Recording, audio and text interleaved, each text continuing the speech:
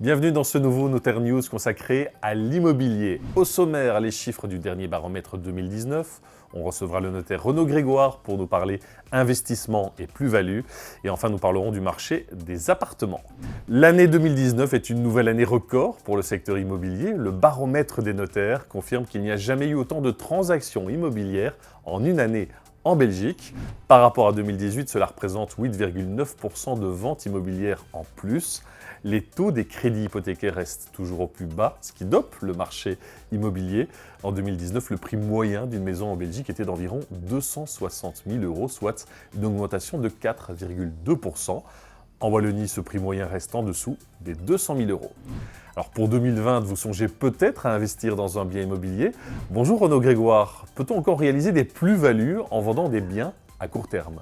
Alors effectivement, l'année 2019 a connu une grosse augmentation de l'activité et aussi un petit peu des prix. Ce n'est pas pour ça que acheter un bien et le revendre signifie systématiquement une plus-value. Il faut être très attentif à cet élément-là. On constate en effet que pour digérer les frais d'achat d'un bien, en particulier les droits d'enregistrement qui sont de l'ordre de 12,5% généralement, il faut au minimum 3 à 4 années, même avec un marché à la hausse. Donc il faut être attentif que acheter un bien et le revendre, sauf à faire une très bonne affaire à l'achat, c'est compliqué de récupérer ses frais si on vend rapidement. Et quels conseils donneriez-vous à quelqu'un qui veut acheter un bien pour investir ? Acheter un bien comme investissement est une démarche différente de celle d'acheter un bien pour aller y vivre. Quand on achète un bien pour aller y vivre, on vise en premier la qualité du bien, mais aussi l'environnement, le cadre, les éléments qui sont intrinsèques à l'immeuble. Quand on achète un bien comme investissement, on aborde la question différemment. D'abord, au niveau de l'investissement, c'est souvent différent. Les droits d'enregistrement vont souvent être plus élevés puisqu'on ne bénéficie pas d'abattement ou de réduction.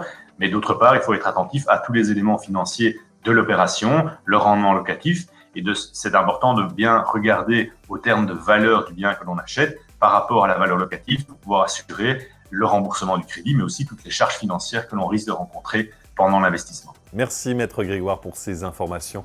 Et pour clôturer, jetons un regard sur le marché des appartements. Le prix moyen a augmenté de 5,7% à Bruxelles en 2019 par rapport à 2018, alors que les prix restent stables en Wallonie.